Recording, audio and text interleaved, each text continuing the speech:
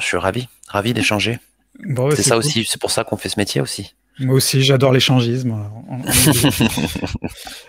Moi, j'aime bien aller dans les clubs échangistes pour me faire rembourser. Querelleuses, querelleurs, bienvenue.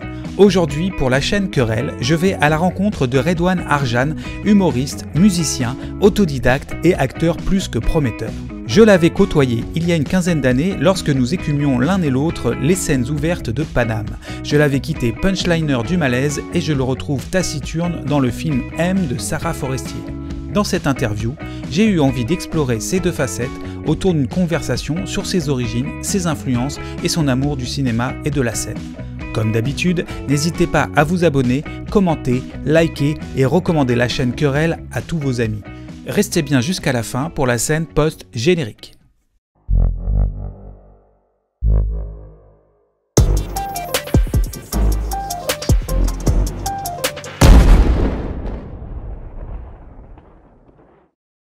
Je devais avoir 5 ans. J'étais sur les. J'ai très peu connu mon père. J'étais sur les genoux de mon père au Maroc. Euh, il conduisait la voiture, il me laissait tenir le volant et on faisait des tours sur un terrain vague qu'on venait que lui et ma maman venaient d'acheter. D'accord. Et ce terrain vague, qu'est-ce qu'il est devenu? Un immeuble. Qui vous appartient du coup? Oui, oui, qui appartient à la famille. D'accord. Mais j'ai ce souvenir-là, voilà, un peu. J'ai ce souvenir-là en tête régulièrement, c'est-à-dire que je l'ai peu connu hein, après. J'ai dû le voir après en tout et pour tout 5 fois dans ma vie, peut-être 4. Mais c'est surtout révélateur de voilà, c'est un souvenir révélateur de son rapport avec ma maman, de mon rapport avec lui, de qu'est-ce que la famille a laissé derrière, il y a beaucoup de choses dans ce souvenir. Et j'étais le petit con qui sous le genou, qui pensait qu'il savait piloter une voiture. Alors, est-ce que ça t'a évoqué aussi des films, du coup, d'être au volant d'une voiture ou c'était le pur plaisir du moment? Bah, j'étais très jeune, alors cinématographiquement, je n'avais à peu près pas euh, je dirais de culture, mais aujourd'hui, en tout cas, c'est quelque chose qui est en moi, qui sera toujours en moi dans mon. Alors, ça l'a été, je pense, pendant très longtemps de façon inconsciente, mais aujourd'hui, c'est quelque chose qui est volontairement, je vais le chercher parfois, je vais le chercher, ce souvenir, pour me rappeler qui je suis, d'où je viens, et puis peut-être où je vais. Est-ce que c'est un souvenir que tu convoques aussi dans la création de personnages quand tu es amené à faire l'acteur? Je pense, ouais, par exemple, sur le film de Sarah Forestier, M, donc c'était un personnage très dur, pas tant à interpréter, mais très dur déjà lui-même, mot, le nom du personnage. C'était un personnage très dur vis-à-vis de lui-même, un parcours très dur. Sauf que là, son conflit, il ne venait pas, il le nourrissait pas au travers de son rapport avec son père, mais avec sa maman. Moi, c'était plutôt l'inverse, c'était plus avec mon papa que j'avais un rapport très conflictuel. Du coup, sur ce personnage, j'ai dû aller chercher ça, des souvenirs un peu durs là-dessus. Et aussi, vu que c'était un pilote automobile, hein, il faisait des mots dans le film de M, dans le film de Sarah Forestier M, c'est un pilote qui fait des courses clandestines et qui joue avec sa vie. Donc oui, il m'est arrivé plusieurs moments de me retrouver derrière le volant, surtout quand c'était des scènes pas doublées. Oui, je me suis retrouvé à un moment, je suis en train de jouer mon père. Et puis en même temps, je suis en train aussi de jouer le mec qui est sur ses genoux, quoi. Ouais, donc ça fait directement écho. Alors, je comptais parler un peu plus tard de ce film parce qu'il arrive plus récemment dans ta carrière, mais on peut continuer sur ça parce que, alors, je vais pas dire c'est un rôle de composition parce que je ne te connais pas personnellement, mais c'est puis là, tu le contredis justement en disant que tu es allé puiser des choses en toi, mais par rapport au personnage que tu as créé sur scène, il est assez antinomique. Bah, c'est sûr que, enfin, de toute façon, c'est François Cluzet qui disait lors d'une de ses interviews, il disait un interprète, c'est quelqu'un qui se prête. Euh, et ben c'est ça. À la différence que quand je suis sur scène, c'est moi qui me prête à moi-même. Alors je me prête au public, si tant est qu'il y a un public qui veut venir me voir sur scène, mais ça commence de moi à moi. Quand on est au service d'un film qu'on n'a pas écrit, hein, de surcroît, quand on est au service d'un film, on est au service soit de la réalisatrice, soit du réalisateur. Donc, en tout cas, pour l'exemple, en tout cas, pour la petite filmographie que j'ai, c'est sûr que ça n'a rien à voir. Je suis autre chose que. Alors peut-être qu'un réalisateur ou une réalisatrice va me découvrir sur scène et va se dire, ok, c'est ce que je voudrais. Je voudrais un peu. On le sait tous qu'on veut jamais quelqu'un à 100%. On veut un peu on veut un petit peu de sa folie, on veut un peu de son bon sens, on veut un peu de sa connerie, on veut un peu de son humour, on veut un peu de si. On prend jamais quelqu'un il y a de la manipulation dans tout ça. Il y a de la cuisine, il y a du. Je sais pas si j'ai répondu vraiment à la question. Si, non, mais c'est intéressant parce que c'est quelque chose qui m'a dérouté parce que déjà ton personnage sur scène est déroutant. C'est pas un personnage qu'on a l'habitude de voir. C'est quelque chose d'assez classique de dire des maximes, des sentences, des aphorismes, mais le personnage que tu crées est assez particulier. Et je me demandais aussi où tu es allé le chercher, comme tu es allé chercher ce personnage plus taciturne dans le film de Forestier. Qu'est-ce que tu convoques quand tu fais ton personnage sur scène, en fait? Sur le personnage sur scène, alors des références, des influences, il y en a hein, certainement. Pas besoin d'aller outre-Atlantique, hein, on peut même aller directement chez nous en France. Il y a Raymond DeVos, Coluche, le sens de l'absurde, jouer avec les mots, la musique. Pour moi, l'humour c'est de la musique, c'est de la musicalité. Le cinéma c'est de la musicalité, mais dans l'humour il y a voilà il y a les punchlines, le rythme. Il faut que tout est millimétré dans l'humour. En tout cas, dans mon seul en scène à moi, tout est millimétré, rien n'est laissé au hasard. Ce que je suis allé chercher avant toute chose sur mon personnage sur scène, c'est le malaise. La première fois que j'ai vu Man on the Moon de Andy Kaufman, enfin de Milos Forman, j'ai été subjugué, j'ai été frappé, j'ai été bousculé, j'ai été émerveillé. Je l'ai vu jeune, hein, j'ai dû le voir très jeune ce film. Et encore aujourd'hui, j'en ai c'est-à-dire, on attend d'un humoriste ou d'une humoriste que ce soit drôle tout le temps, que il faut être au service du bon sens, de la bienséance politique. Et j'ai adoré cette irrévérence qu'il s'est permis de prendre déjà, et puis surtout de ressentir. C'est-à-dire que très jeune, très tôt, cet artiste qui était Andy Kaufman, il était contre cette mouvance qui est qu'il faut être à sa place, qu'il y a un ordre des choses, même en étant artiste, il faut suivre un cahier des charges. Et lui, il a dit non, et puis surtout, il donne la possibilité, moi par exemple, ce que j'aime dans mon personnage, le mec qui se jette lui-même ce que je kiffe chez mon personnage, c'est de donner la possibilité aux gens de me prendre pour un con. Et c'est ça qui est plaisant parce que il y a du travail derrière. Et chez Andy Kaufman, il y avait énormément, comme chez Coluche, comme chez DeVos. On voyait chez DeVos un espèce de petit patapouf en costume étriqué mauve, suant, mais en fait c'était énormément de richesse littéraire, énormément d'intelligence musicale, poétique. C'est ça qui me plaît. Donner la possibilité aux gens mais c'est con en fait, il est con. Ah mais attends, en fait, c'est pas si con. Ah mais attends. Sur mon personnage sur scène, c'est ça. Sur le modèle de l'acting pur, c'est à peu près pareil. J'aime bien aller là où on se dit mais attends, mais c'est pas le même mec, c'est pas possible.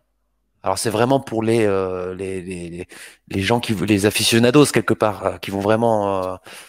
J'aime bien avoir dans l'idée que je peux très bien faire une comédie avec Max Boublil et interpréter un type de personnage et passer chez Sarah Forestier ou alors même chez Michel Gondry ou dans l'écume des jours où je fais un flic qui crée un accident en gérant mal le rond-point, et puis passer chez Sarah Forestier en interprétant Mo, ou alors après sur un film qui est pas encore sorti mais qu'on a tourné là il y a un an, David Lanzmann, Jour sauvage, où là je suis un autre truc total, crâne rasé, où j'interprète un banquier, un banquier un banquier cocaïnomane perdu dans ses émotions et dans ses démons.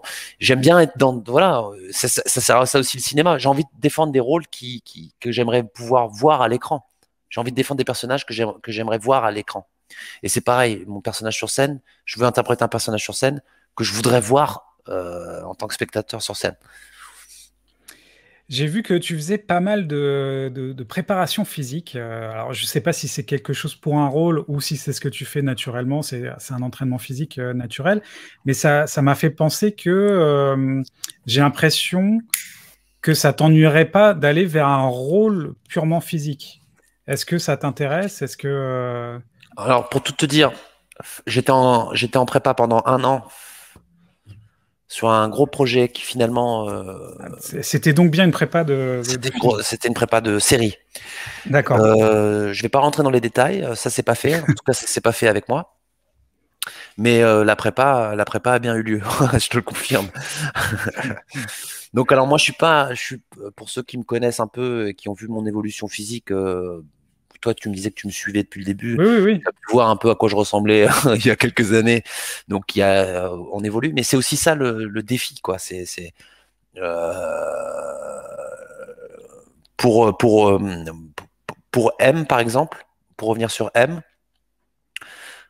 J'avais pas le physique j'avais pas le physique du rôle. Mais par exemple, Sarah Forestier, très vite a vu que dans les yeux, pour en avoir parlé avec elle, me disait parce que je lui ai dit à un moment donné, parce que ça a été très dur la prépa physique sur M. Attention, il a fallu, j'ai commencé les essais, tout ça, j'étais à 95, 100 kilos, pour me retrouver au début de tournage à 72 kilos. 72, 73 kilos. Et à un moment donné, j'en pouvais plus. Je lui ai dit, mais si c'est pour ressembler à autre chose que moi, pourquoi tu m'as pris? C'est dans les yeux. Et il y a quelque chose dans les yeux qui fait que physiquement, il fallait aller. Et puis, il y avait des choses que je pouvais comprendre du personnage qu'en passant par l'aspect physique. C'est un personnage quand même qui est en mouvement tout le temps, un peu comme dans Le Hussard sur le toit, qui est un film magnifique, et je me suis beaucoup influencé de ce film pour pas du film en lui-même, mais en tout cas du personnage. Il est toujours en mouvement, et c'est un peu ça Mo dans M. Et effectivement, si t'es tout le temps en mouvement, si t'es tout le temps dans l'action, si t'es tout le temps sur le qui-vive, physiquement ton corps il est imprégné de ça, quoi. Donc il fallait passer par ça. Après, film d'action, si c'est ça que... Oui. C'est ça que... Film d'action, bien sûr, bien sûr. Bien sûr, j'en rêve depuis longtemps, depuis petit. Le problème avec des films d'action, c'est que je veux pas faire de l'action pour de l'action. Casser une porte, casser des bouches, te tordre un cou, c'est intéressant, mais si on raconte quelque chose qui me fasse grandir à la fin. Je sais pas si tu as vu ce film avec Joaquin Phoenix, où il va casser des bouches à coups de marteau. C'est un ancien de l'armée. Et c'est intéressant de voir qu'ils ont pris le contre-pied de ce truc-là. C'est que physiquement, il ressemble pas du tout à un mec qui est prêt, qui est apte. Si, apte, il l'est, mais prêt, on se dit, il est pas en forme, tu vois. Et ben pourtant, ils sont allés créer quelque chose de très intéressant.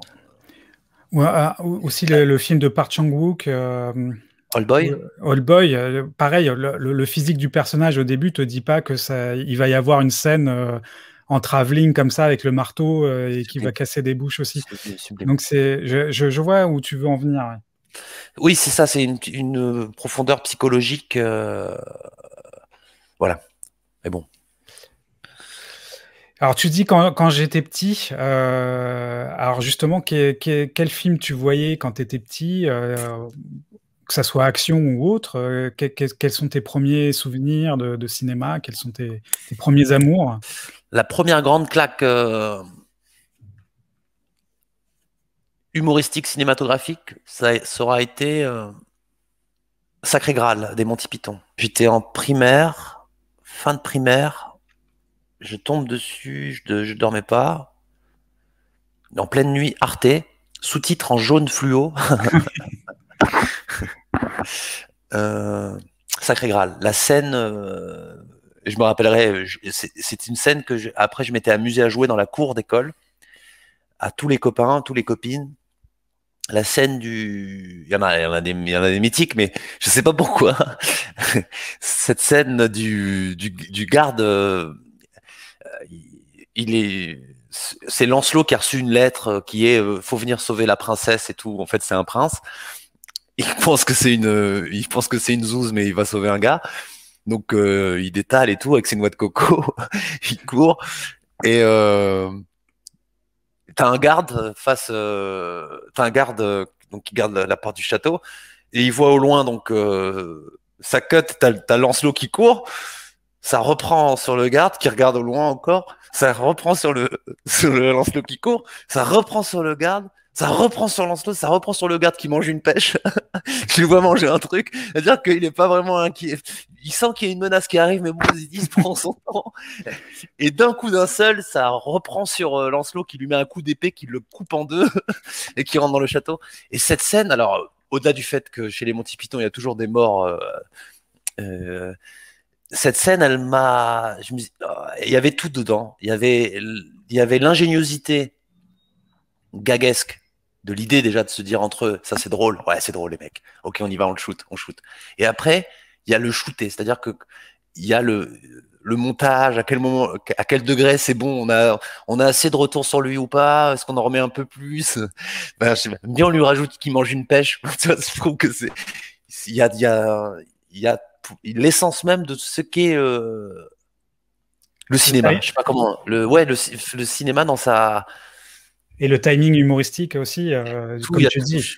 Ouais, la musique. À quel moment on coupe, quoi. Ouais, je sais pas, il y avait tout dedans. J'ai pris une gifle, hein. J'étais jeune. Alors, ça m'amène une réflexion. Terminator 2. Ah oui. Terminator 2, j'ai saigné. Alors, on parlera de Terminator 2. C'était juste le moment où tu dis, je le refaisais dans la cour. Ça m'intéresse. Je me dis, alors comment? Parce qu'il faut être deux personnages. Ça veut dire que tu engraines tes copains. Est-ce qu'ils ont vu le film? Est-ce que tu leur racontes? Est-ce que tu es super enthousiaste? J'étais super enthousiaste. Je faisais les deux personnages tout seul. Ah, d'accord. Je faisais, oui. Ah, je jouais, j'étais habité. Mais est-ce que tu le faisais pour toi, pour un public? Pour les copains, ouais, à la cour de récréation, c'était la pause, ça mangeait les croissants, ça mangeait les BN, ça mangeait les Candy Up. J'arrivais, il y avait ça. Donc déjà dans la représentation à ce moment-là. Ouais, très tôt. Très tôt. Enfin, c'était pas tant la représentation, c'était surtout le partage, peut-être. Entendez comment moi j'ai été bousculé par le truc. Est-ce que c'est trop drôle, quoi. C'est trop drôle, c'est trop fou. Et tu dis aussi réveillé en pleine nuit ou insomnie, je ne sais pas, et de ton plein gré, tu vas chercher ce qu'il y a à la télé. Et je me demande, tu es un autodidacte du coup dans la cinéphilie ou est-ce que tu as eu aussi des passeurs, des gens qui t'ont indiqué des films, qui t'ont accompagné dans cette cinéphilie, dans cette découverte du cinéma? Autodidacte, de toute façon, c'est toujours... Je suis un autodidacte de la musique, par exemple. Mais j'ai quand même, sur le chemin, rencontré des gens qui m'ont initié, me donné plaisir à écouter des choses, me donner l'envie d'être curieux. C'est pareil pour le cinéma, c'est pareil pour la littérature, c'est pareil pour... Bon, je suis pas encore rentré dans le délire de la peinture, mais j'imagine que ça doit être pareil. Ouais. Et donc, on peut enfin en venir à Terminator 2, puisque c'est une lumière dans tes yeux. Ah ouais, Terminator 2, maman. J'ai saigné la cassette. Donc, c'était encore des cassettes? Oui, VHS, oui, bien sûr. Ouais. Alors, ton rapport à ce film, dans quelles circonstances tu l'as découvert? Je pense que ça doit venir d'un pote à mon grand frère qui lui a prêté donc la cassette, et puis un jour, elle a traîné un peu trop longtemps là, donc je me suis dit, si c'est là, c'est que ça doit être regardé, c'est regardable. C'est pas que c'est pas caché, c'est pas. Donc je l'ai lancé. Je me rappelle la première fois que j'ai mis la cassette dans le magnétoscope. Fou, la musique, l'atmosphère, la couleur, c'était ça me semblait être, et encore aujourd'hui, je trouve il a très bien vieilli. Ça me semblait très moderne, très stylé. Puis moi, j'étais quelqu'un et encore aujourd'hui, je suis assez réservé quand même. Je suis assez timide malgré les apparences. Et je trouvais ça fou, quoi, un petit gamin qui a pas de, voilà, il a pas de parents, ou alors il en a, mais c'est des parents de substitution qui sont pas vraiment dans l'amour. En tout cas, c'est pas l'amour que lui il cherche, dont il a besoin, qui est ami avec une machine, qui est ami avec une machine. Et surtout quand on sait que dans le 1, c'était le même qui voulait l'éliminer, alors qu'il n'était même pas encore né. Je sais pas, il y a un truc, je sais pas, je trouvais ça fou. C'est un film qui m'a. Il y a tout dedans. Il y a tout. Il y a de l'humour, il y a de l'action, il y a du drame, il y a de la musique, il y a de l'amitié, il y a. C'est très moderne. C'est un film très. J'aime beaucoup. Et du coup, est-ce que tu n'avais pas vu Terminator avant? Non. Et ça t'a donné envie de le voir? Bien sûr. Et tu l'as vu? Bien sûr. Ah, je l'ai vu presque autant que le 2. Est-ce qu'il il est aussi bien. Il est peut-être même mieux, en fait, philosophiquement. Mais techniquement, bon, on préférera le 2. Mais je trouve que la confrontation humain-machine du 1 est un truc plus direct, plus. Je sais pas comment. Il a pas les mêmes billes, le mec dans le 1 quand. Ah oui, d'accord, c'est plus contrasté entre l'humain et le robot que entre deux robots dans le 2. C'est ça. Alors que même si dans le 2 c'est parfait la confrontation entre les deux machines, il y en a un qui est plus évolué que l'autre, mais c'est pareil dans le 1, c'est un humain moins évolué qu'une machine. Mais je trouve que le sens de la débrouillardise les 10-15 premières minutes du 1, le sens de la débrouillardise est magnifique quand il essaye les pompes, quand il met son impair, quand il coupe le fusil, quand il scie le fusil en deux pour le placer sous l'impair, quand il récupère sa paire de Nike, elle est magnifique cette scène. Et puis la scène de carnage dans le commissariat, dans le 1, elle est folle. Elle est folle.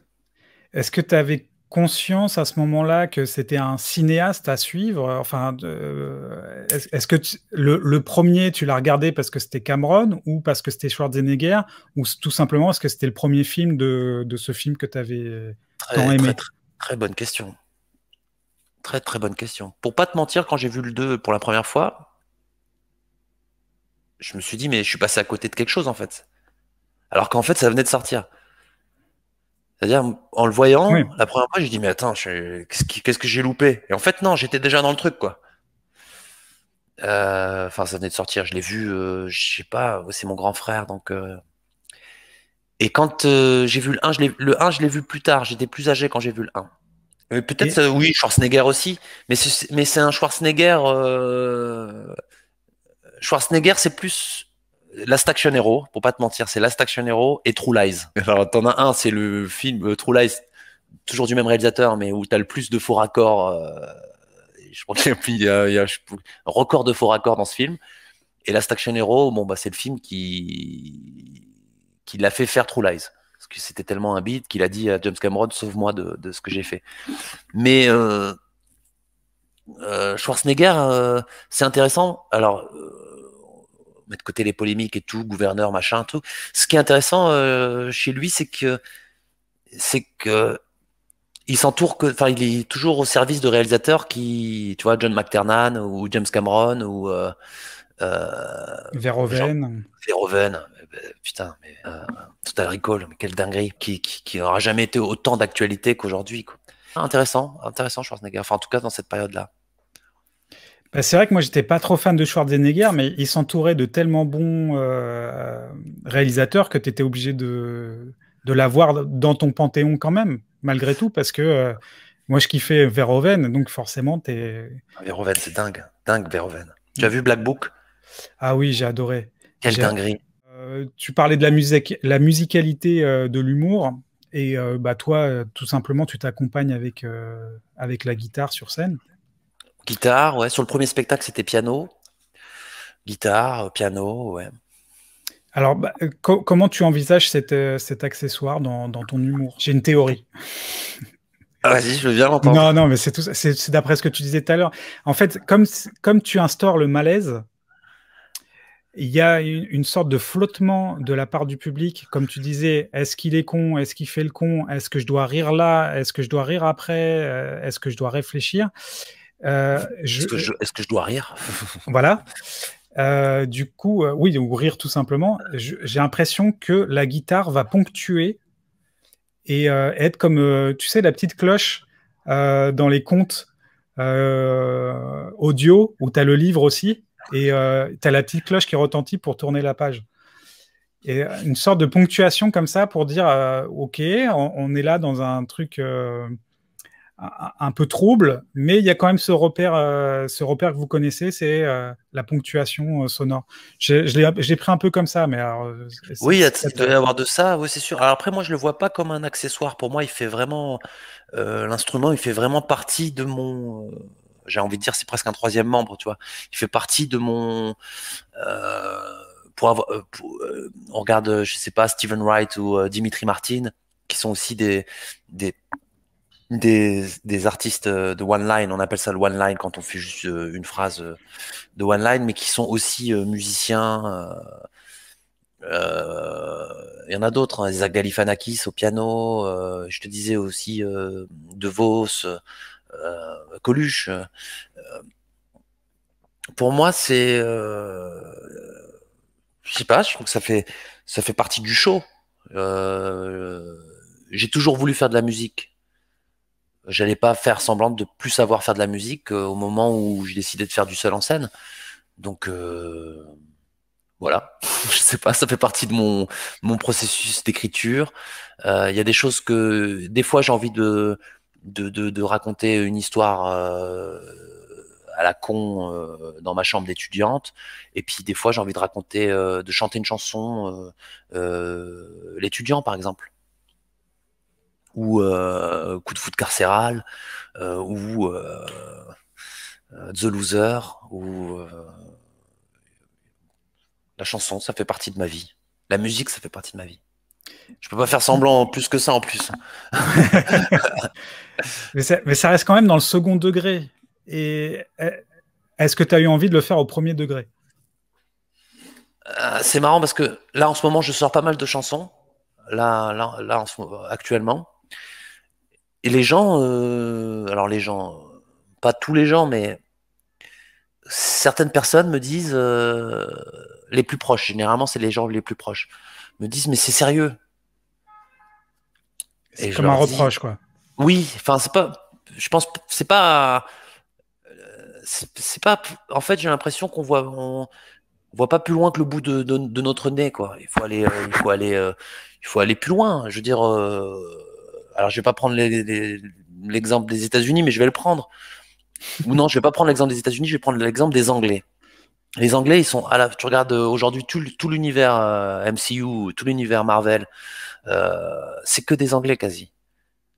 C'est que des Anglais, c'est que des gens qui viennent soit du théâtre classique, et les mecs, putain, ils jouent devant des fonds verts de 50 mètres de haut, et ils sont capables de t'interpréter des Doctor Strange ou des Thor et on va pas leur dire mais attends, tu viens du théâtre classique, va pas. Alors j'ai pris un exemple un peu fat, je te le concède, mais c'est ça aussi le truc. Will Smith, il dit par exemple, je suis toujours prêt physiquement dans mes films. Bon, il y a des moments où il se laisse un peu aller entre deux shootings, mais le gars est toujours prêt. C'est-à-dire qu'il fasse Je suis une légende ou qu'il fasse le film où il joue un escroc là, avec Margot Robbie, qui tue d'ailleurs.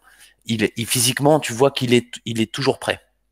Et c'est ça. Moi, je suis prêt. C'est-à-dire que je fais de la musique. Si sur scène, je dois pouvoir être capable de défendre une chanson, je suis prêt. Si je dois être capable de faire un sketch que j'ai écrit, hein, du reste, hein, c'est pas parce que je fais de la musique que j'écris des chansons que j'ai pas écrit mon sketch. Parce que les gens me disent ouais, il se cache derrière la musique. En fait, il est pas en main. C'est ce que je donne la musique, peut-être. Mais en tout cas, je suis prêt. Et qu'est-ce que je voulais dire au fond de ça? Tu parlais de la culture anglo-saxonne. Anglo-saxonne qui est tu te prends au sérieux. Tu te prends au sérieux. Ben encore heureux que je me prends au sérieux. Oui, je me prends au sérieux. Tous les sacrifices qui ont été faits. Partir de chez soi à 15 ans, quitter le domicile familial à 15 ans, quand on est un fils d'ouvrière, qu'on n'a pas forcément eu les clés, qu'on nous a pas forcément donné les clés pour intégrer soit les conservatoires, soit les écoles de musique classiques ou dites traditionnelles, qu'on a dû apprendre et qu'on a dû apprendre et jouer dans la rue. Bien sûr, bien sûr que Oscar Wilde, il disait je mets beaucoup de sérieux à pas me prendre au sérieux. C'est ça aussi le défi, donner l'impression que c'est pas sérieux ou alors que c'est simple à faire, mais en fait il y a des années de travaux, des années de sacrifices, des heures et des heures de taf. On retombe un peu sur les Monty Python aussi, qui font leur humour très sérieusement, quoi. C'est très absurde, c'est très sérieux. Mais le film est vraiment au premier degré, et c'est ça qui fonctionne. C'est magnifique, toute leur filmographie, puis même Terry Gilliam. Alors eux, ils l'appellent le plus anglais des Américains. Même lui, quand il est parti dans la Réal, dans l'armée des 12 singes ou dans Brasil, c'est très sérieux. C'est-à-dire le mec, il sait faire, il sait travailler l'image, il sait travailler le truc. Plus je vieillis, moi j'apprécie qu'on me dise mais tu te prends au sérieux. Bah, malheureusement, ça va t'arriver encore. Et le jour où tu vas faire ton Ciao Pantin, qu'est-ce qui va se passer? Bah, j'ai l'impression de l'avoir fait avec M. Mais c'est ça, c'est ce que je me suis dit. Tiens, il a fait son Ciao Pantin dès le début. C'est ça, mais c'est parfait. Mais tu sais que tu parlais des gens qui t'ont pas reconnu, mais moi, je fais partie de ces gens-là. Hein. Quand on m'a dit, tiens, Redouane Arjan dans Le Nouveau Forestier, j'ai fait, ah bon, je suis allé voir, je fais, ah bah non, c'est pas lui, c'est un autre, c'est un homonyme. Ouais. Et en fait, je fais, ah mais si, c'est lui. Mais c'est vrai qu'aussi, tu as un costume de scène. Ouais, c'est ça aussi. Ça aussi, c'était un challenge aussi que je me suis imposé. C'est-à-dire qu'il fallait différencier l'homme de scène de l'acteur et puis du mec public. C'est-à-dire que maintenant, si j'enlève la casquette et le chapeau dans la rue, personne qui va me calculer. Non pas que si je mets le chapeau, tout le monde. Quoique là, j'ai tourné un truc avant-hier sur Paris, chapeau costumé et tout. C'est intéressant de voir que c'est assez emblématique du personnage. C'est assez marrant ces histoires de costumes. Alors, moi, pendant un temps, j'ai bossé à la Fnac. Et quand tu as le gilet ou quand tu n'as pas le gilet, c'est vraiment pas la même chose. Et pareil, une fois que j'étais comédien, et c'était exactement la même chose, quoi. Et des gens ne te reconnaissent pas juste parce que tu as enlevé une veste, ou tu as enlevé un gilet, ou tu as enlevé un chapeau, quoi. Ça, tout à fait. Du coup, on se met à croire à Superman. Effectivement, ça peut marcher. Une paire de lunettes, ça suffit. Voilà. Bah, non, mais parce que moi, on me posait souvent la question au début de ma carrière d'humoriste. Il y a presque 20 ans maintenant, on me disait souvent t'es sûr du chapeau? T'es sûr le chapeau? Parce qu'au début c'était chapeau, verre de whisky. T'es sûr? T'es sûr? Ah ouais, je suis sûr. Mais j'étais pas sûr. Non, parce que je savais que ce que je voulais défendre, c'était plus de l'arrogance vis-à-vis de mais qu'est-ce que tu viens te préoccuper de ce que je porte ou pas sur scène? Est-ce que ce que je raconte, ça vaut le coup ou pas? Bah oui. C'est une évidence. Puis mais le chapeau, c'est une marque de fabrique. Après, il me semble que sur des flyers, il n'y avait plus que le chapeau et. Ouais, après, il y a des moments où. Et la barbe, je crois. Voilà, ouais, tout à fait. Ça, c'était plus une fan qui avait fait un petit. Et c'est parfait, ça me va. J'aime bien cette idée. Que. De toute façon, on s'appartient plus, quoi. C'est le personnage qui prend possession des choses. Et puis, quand j'ai envie d'aller faire. un film, si tant est qu'on me le propose, hein, parce que c'est pas si évident aujourd'hui de faire des films. Mais en tout cas, quoi qu'il se passe, si ça arrive, je préfère être au service de films qui me plaisent et où je sais que je peux donner aux jeunes aux jeunes ou aux moins jeunes, espoir ou du kiff. Mais en tout cas, ça sera au service du film. Comment ça se passe du coup par rapport au projet? La pandémie a mis un coup d'arrêt, comme tu disais, il y a un film qui est pas encore sorti. Je pose des tournages repoussés, des choses comme ça. Il pourrait sortir du reste, j'imagine. Enfin, après, comme un peu ce que tout le monde fait, c'est-à-dire aller voir les plateformes telles que Netflix, Amazon. Mais je crois qu'il y a des réalisatrices et des réalisateurs qui sont encore croyants que le cinéma n'est pas mort. Donc moi, je suis plus partisan de ça, quoi. Puis ça commence à se voir un peu les productions un peu bâclées de Netflix, ça commence à se voir, quoi. On va pas se mentir. Oui, oui. Bah, Amazon aussi. Ouais, Amazon, j'ai pas encore trop vu des prods à eux. Je regarde Ouais. surtout les trucs qu'ils ont repris de choses qui étaient déjà faites. Tu vois, par exemple, là, j'ai vu dernièrement Gangs of London, mais c'est lourd, ça tue. Ah oui, ça, justement, on me l'a conseillé hier parce qu'on a fait un live spécial John Woo et on demandait les héritiers de John Woo. Et donc Merej, qui est un YouTuber cinéma, qui nous a conseillé cette série en disant qu'il y avait des scènes folles d'action vraiment Ça défonce. jamais vues, quoi. Ça défonce, ça défonce. Il y a 2 épisodes qui sont réalisés par Xavier Jans, qui est réalisateur français, hein, avec qui là en ce moment je travaille. Ça tue, ça défonce. Il y a des projets que tu peux dévoiler ou de... Non. D'accord, bon, moi j'ai hâte d'être en off pour pouvoir avoir les vrais secrets. Avec plaisir.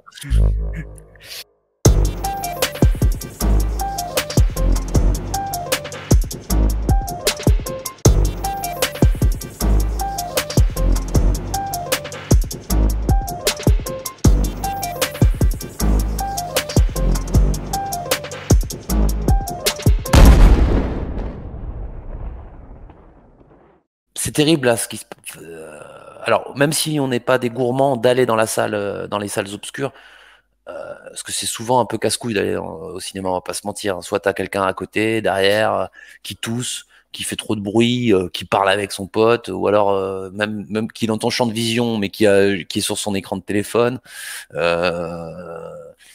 Voilà. Mais en tout cas, une chose est sûre, c'est que faire des films, voir des films, moi ça m'a sauvé. C'est-à-dire que s'il n'y avait pas eu le cinéma, et s'il n'y avait pas eu le cinéma dans ma vie, je serais devenu un autre homme, une autre personne. Alors je ne sais pas quoi.